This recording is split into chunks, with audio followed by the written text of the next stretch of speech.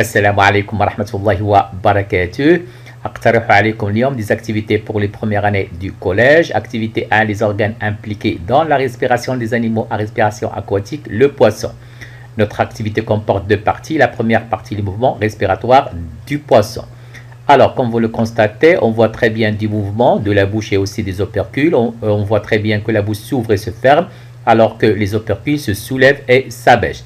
Quand la bouche est fermée, les opercules sortent et se soulèvent, alors que quand la bouche est ouverte, on va le voir, bien sûr, on voit très bien que les opercules sont abaissés. Question 1, indiquez le comportement respiratoire du poisson en rayant les mots inutiles dans les phrases suivantes. Donc, première phrase, les mouvements respiratoires de la bouche du poisson permettent la circulation, bien sûr, de l'eau et non pas de l'air. Deuxième phrase, quand la bouche est ouverte, bien sûr, dans ce cas-là, elle n'est pas fermée, l'opercule, dans ce cas-là, elle est baissée, alors que lui, dans ce cas-là, est fermé. Troisième phrase, quand la bouche, bien sûr, est fermée, dans ce cas-là, l'opercule est levé, alors que lui est ouverte. Question 2, décrivez par des phrases simples les résultats obtenus après l'injection de la solution du colorant. On va le faire, bien sûr. Donc, on va injecter une solution colorée en bleu au niveau de la bouche du poisson. On voit très bien que cette eau colorée ressort au niveau des ouïes, effectivement. Après l'injection de la solution de l'eau du colorant bleu, j'observe bien que le colorant ressort par les ouïes.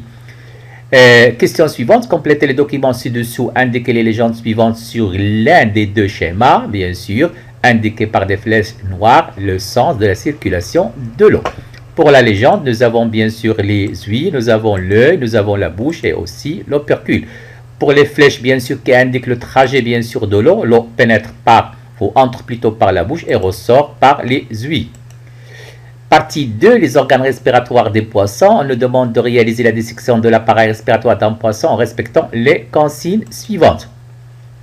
Alors, notre dissection, comme vous allez le constater, bien sûr, on va utiliser un ciseau et une pince. On va couper, bien sûr, l'opercule pour faire apparaître les branchies, effectivement. Voilà. Je continue. Dans ce cas-là, bien sûr, avec mon ciseau, je vais couper les branchies. Voilà. Effectivement, on continue. Je vais, toujours en utilisant mon ciseau, je vais faire une coupe d'un petit morceau des branchies. Voilà. Et enfin, j'effectue une observation avec ma loupe binoculaire. Bien sûr, on voit très bien dans ce cas-là, bien sûr, deux lames branchiales soudées sur un arc branchial. Effectivement, sous chaque opercule, on peut voir 4 organes en forme de, bien sûr, de lames et de couleur, bien sûr, rouge. Ce sont les branchies. La couleur des branchies est due, bien sûr, au sang. Ils sont riches en vaisseaux sanguins. Étape 2, prélever l'un de ces organes à l'aide d'une pince et des ciseaux. Nous l'avons déjà fait. Placez l'organe dans une coupelle avec de l'eau et observez-le avec la loupe binoculaire. Nous l'avons déjà fait.